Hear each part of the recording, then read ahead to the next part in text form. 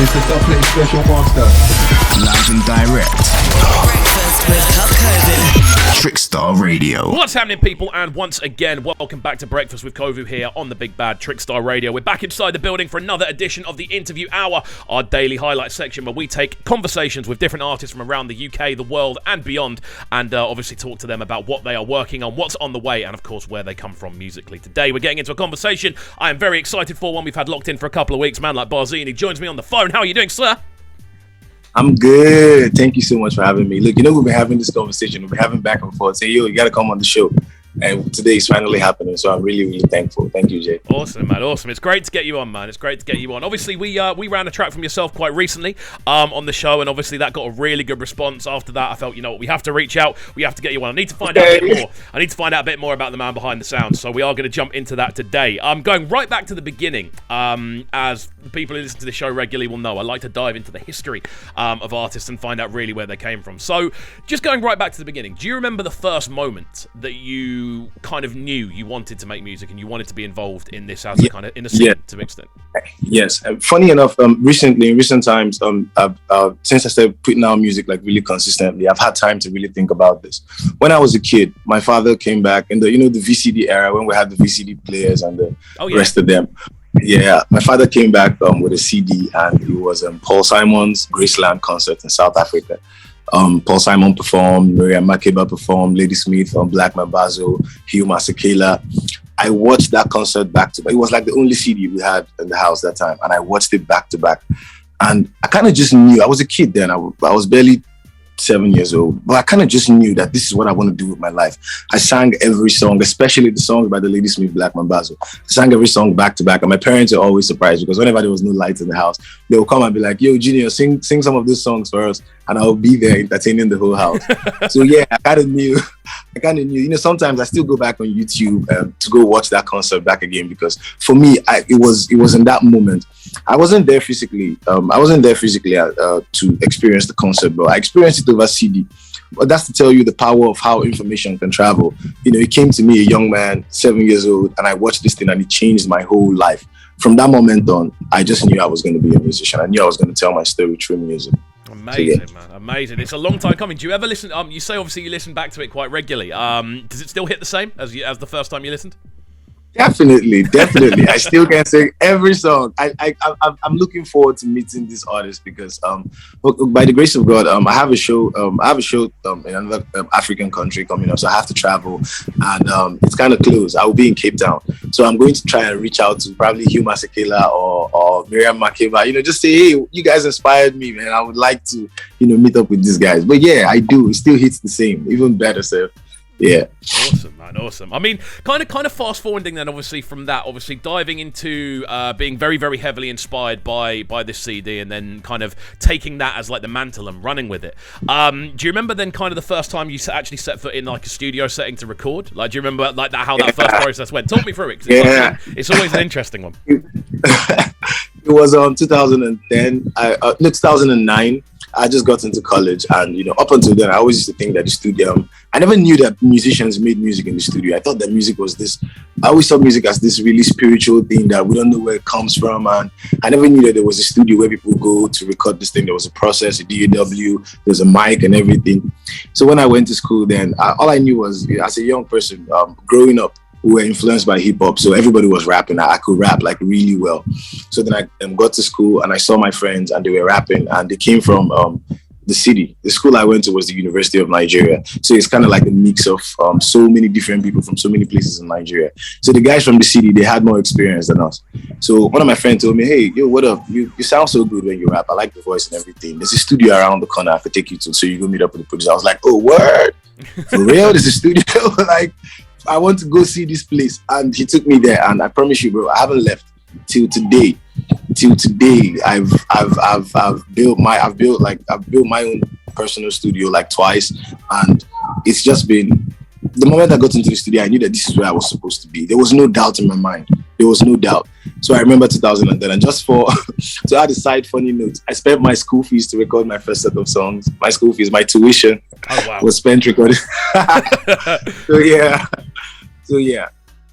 Awesome, man, awesome. Like, I mean, it's such an interesting one, and it seems like you're so kind of driven with this kind of need, I suppose, to kind of push music out and make music and be involved in that kind of environment more than anything else. It definitely feels like it's something that's very, very close to you. So, over the kind of years, obviously, you've mentioned there kind of having the hip-hop influence very early on, a number of different influences, actually. With all of those different elements kind of swirling around together, how would you now go and describe your sound to someone who hasn't heard you before? You know, there's no shade to anybody, but there's this thing that journalists do. I think it's the journalists that really go into categorizing sound in terms of genre, saying this, that. I feel like that's really the journalist problem, you know. But personally, after having done this for a long time, I've come to a place where I've realized that it's not really about the genre or the name or the kind of box you want to put it in. It's more about really expressing yourself. Unfortunately for me, I've been able to be influenced by so many different people across different times in my life, and it's only right that all those influences come to bear in my music. So you can hear me, and you hear this person, you hear that person, you hear that. I don't think it's something that you can really fit into genre. But one thing that will stand out is whenever you hear Barzini, you're going to hear a human being really, really expressing themselves. Music for me is just that gift that, you know, like you've been given to share with the world. It's like an opportunity for me to really share my experiences, other people's experiences that resonate with me, with the world. And I don't take it for granted, and I don't feel like I feel like that purpose is way so big. It's too big to be classified under genre. So whosoever listens to my music can be rest assured that I'm going to hear honesty. Honestly, I think that's a really good way of putting it. And it's always an interesting one when I kind of listen through music that's been sent over for the show. Like, I've received it and I'm kind of going, where can I put this? Where can I place it? Like, how can we how can we showcase what's going on here? And the thing that I always got from when I was listening through the stuff that you sent over was very much along the lines of a combination of kind of soulful and powerful. Like, it felt like there was a lot of emotion going through what you were doing. It always felt like there was a point to the melodic structure. There was a point to the verses you were putting out there. It wasn't just sound for the sake of sound. Like, when people, obviously, to kind of flip that around, when people kind of come to you and describe your music, how do people describe it back to you? Yeah, a lot of people always say, okay, he's a hip hop musician. But the people that have really experienced my soul side, like the R&B side, I play the guitar as well. I taught myself how to play the guitar in 2019. So the people that have really experienced that side, they come up and, they want Barzini to sing. I go for shows and they're like, yo, Barzini, sing. And some people want me to play the guitar and everything. So, but predominantly, people describe me as a hip hop artist because the aggression, just like you said, the power, usually it really comes off in my music, in my live shows. If you go on my YouTube and you watch my live shows, that's just something that stands out. There's this sort of aggression, this sort of power that comes with the music. So a lot of people want to see that more. And I feel like it works, especially when I'm on stage. So yeah, that people. Sorry about that. So yeah, you see people describe me predominantly as a hip hop artist, in line with the aggression and the power that comes out of my music. So yeah. Awesome. I mean, I can understand why. I can understand why, having listened through, it's inspiring. It gets you up, and obviously with this show, we love to play stuff that gets people up and ready for the day. So it's a really good thing to kind of see. Diving into a kind of a bit more specific sort of stuff then, in regards to actually releases. Obviously, we've just come into 2022, and it's zooming past. We're nearly a quarter of the way through already. I don't know where the time's going, but it feels like 2021 was a year of finding consistency for yourself. That's the way it kind of seemed. It felt like a year where, having looked through the catalogue, suddenly there was a big increase in the amount of releases that were coming out. Like, why do you think that was? What was the thing that kind of pushed you to get more on the ball to an extent? Before I get into that, I just want to thank you specifically, Jay, for actually doing your research. You know, a lot of people, we get to sit down with a lot of people, and you're talking with somebody, and they don't really get where you're coming from. But I'm listening to you now, and it feels like you get me. So I really, really do appreciate that. So in line with 2021, 2019 was a really rough year for me. It was a year I sat down to really think about myself, like, okay, what are you doing with your life? Where are you going with this? If eventually you end up dead tomorrow, what have you left behind? You have all these gifts, all these skills that, I'm a Christian, I'm a firm believer, but I'm still very much liberal minded, you get me? You have all these gifts that God has endowed you with, and you're good with people, you know how to talk with people, you inspire people, your music is amazing. What have you done with all this? And I remember really meditating on the scripture, the parable of the talents. I don't know if you remember that parable. The guy that was giving a couple of some money, and some guys were giving money, and one guy buried his own, and the other ones they multiplied it. And I thought about it, and I was like, so if I die today, what have I left in this world? After all these amazing things that I've been endowed with, what have I left in this world? And that mindset really got me to thinking.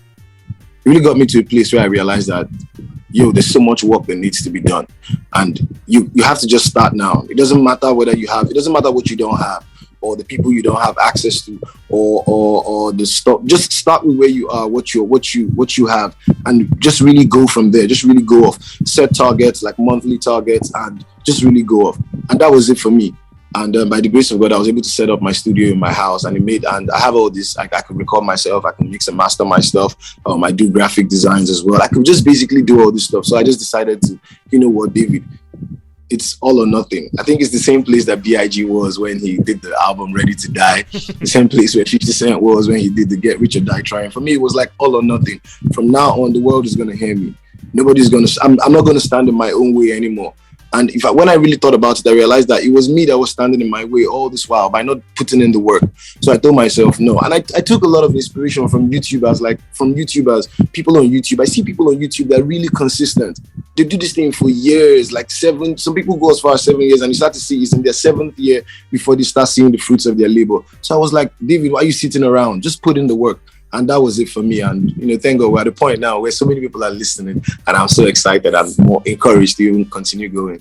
Definitely, so, yeah. Man. Yeah, it's awesome to kind of hear the kind of moment of realization more than anything else. It's always a kind of cool thing to kind of find that moment. Some people describe it as kind of like the leap. Some people describe it as there's like different ways of describing that moment where you go, you know what, I do need to now go for it. If I don't go for it now, then I may as well stop to an extent.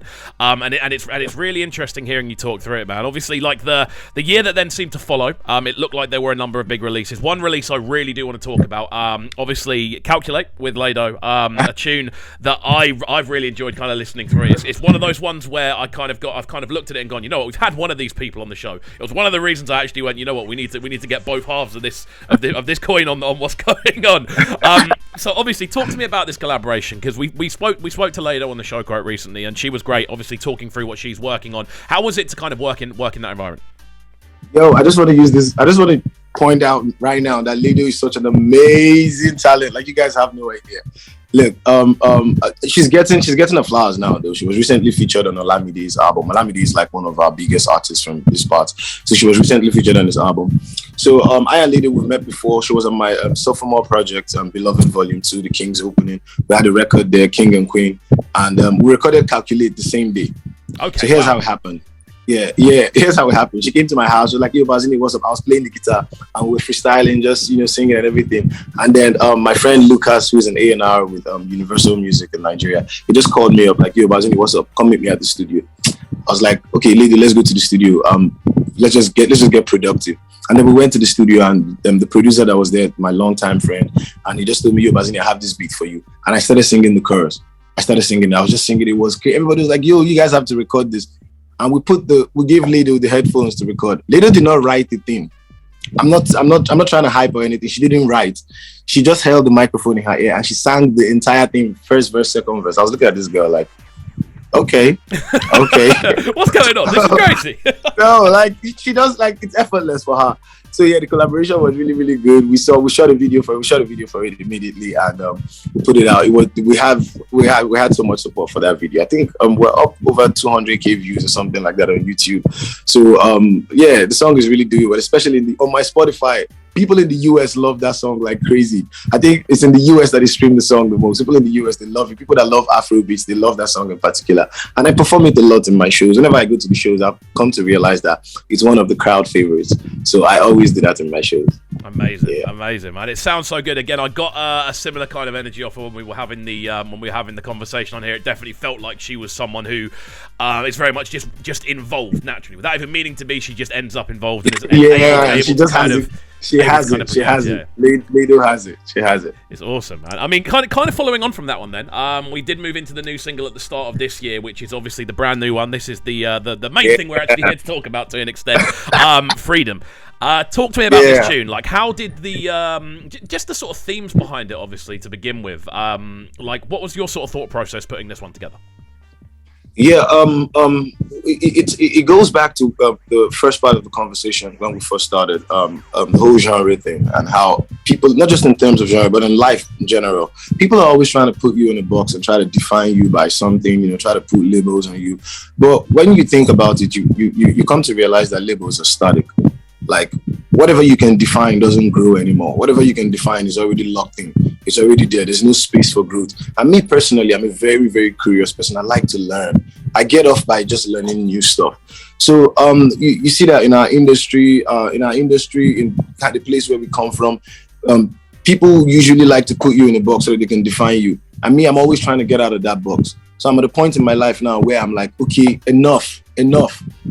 No need defining me or anybody else for that matter. Let's just really just, you know, be free to explore. That's what life is for, to explore, to go out there.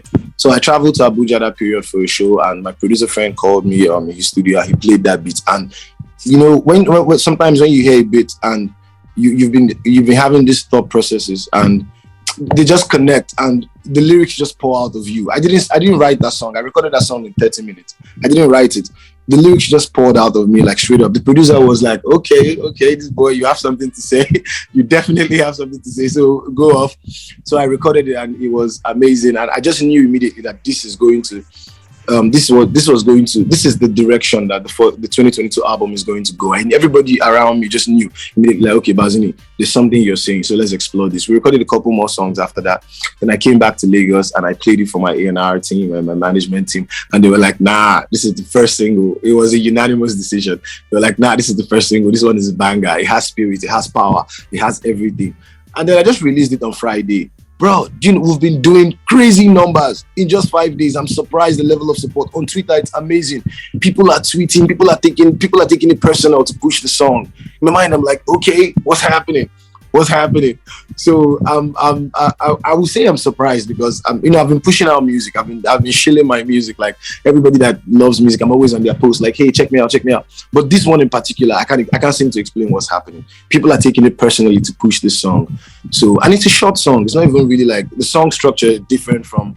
It was just me spazzing, like from beginning to end. I was singing. I was just yelling. I was basically yelling on the record. And people are connecting. I'm like, okay, I need to yell more. I definitely need to yell more. Well, it's awesome to hear, man. It's crazy. It's awesome to hear about the success. The next question I was going to ask was how's the response been? Obviously, with it being a little bit more outside the box, do you feel possibly the reason people are kind of gravitating towards it so much is because it is a little bit kind of outside the box? It is a little bit more down a different direction. Yes, I think it's because of the song is more Afro beats, but at the same time, it's more like you're listening to a hip hop artist that traveled to Jamaica and is singing like Damian Marley, but he's hip hop. You can tell from the lines, you can tell from the anger, and at some point, I switch from the flows and I start singing. I won't call it singing, but I'll call it yelling. And people are like, okay. Somebody messaged me on Twitter and say, bro, this song gives me goosebumps. I'm like, okay. So yeah, I think it's a mix of many things, and I also think it's because of the message. You know, what I represent as what people have been able to see that I represent over the years. And there's something my OG used to tell me, especially in 2020 when I really got back to the scene and started putting out music. He told me, Barzini, you just have to stay consistent, because whether you like it or not, the streets are watching, and people may not necessarily support you in the beginning, but they're watching, they're seeing you, they're feeling your energy, they're seeing what you're saying. Over time, is going to add up. So I think over time, people have come to realize that this is who Barzini is and this is what he represents. So when I say freedom and I'm singing and I'm saying, but I want freedom from chains, people can relate. They understand that, okay, this is who this guy is and this is what he's about. So yes, I think it's a mix of many things, but this is just 5 days, bro. It's just been 5 days. Just on Friday, that's when we released it. So it's just 5 days. So it's not like I've pushed the song for as long as just 5 days, and the numbers are crazy on Audio Max, Spotify, Apple Music, on Twitter especially. People are taking it personal. Bro, I can't even shout, man. It's crazy. It's crazy.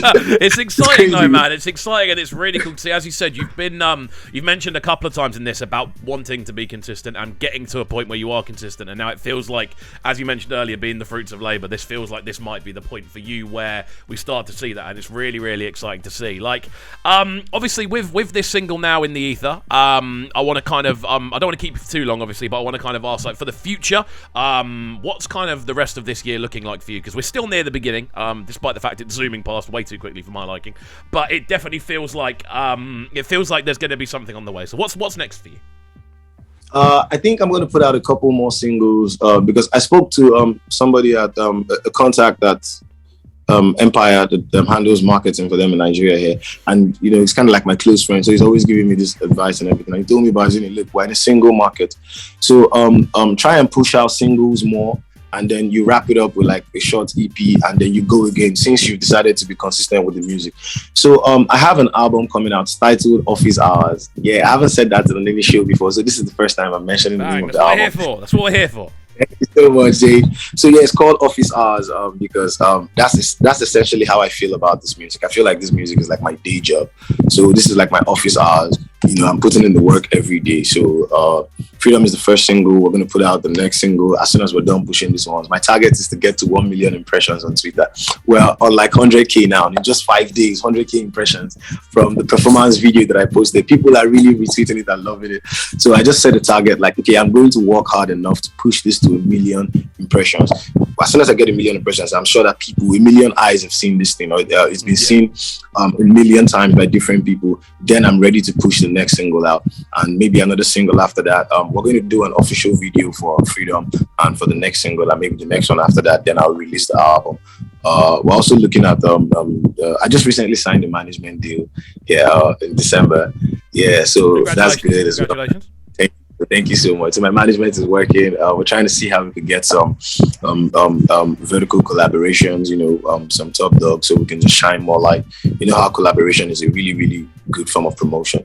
So yeah, this year is going to be packed for me. I'm not. If anybody thought that I went hard in 2021, they should watch out for 2022. I'll go even harder. Amazing. So, yeah. Amazing, man. I've got to say, it's been great having you on the show. It's been genuinely very inspiring as well, listening through the story, the kind of journey and the kind of how things have gone for yourself. It's been great to hear, dude. Always welcome back. It's been an absolute pleasure. Thank you for joining us, and I hope you've had a good time. Appreciate you, man. Thank you. Had a good time as well. Big shout out to you. Big up, sir. Big up. I look forward to watching this. Well, keep it locked then, my friends. We're going to be getting into a couple of Barzini's recent singles, and then following that, we're going to jump into the sounds of the Dub Shack. So keep it locked and don't go anywhere. We're live on Trickstar Radio. This is Breakfast with Kofi. This is Breakfast with Kofi, bringing you their morning flavours on Trickstar Radio. Trickstar Radio.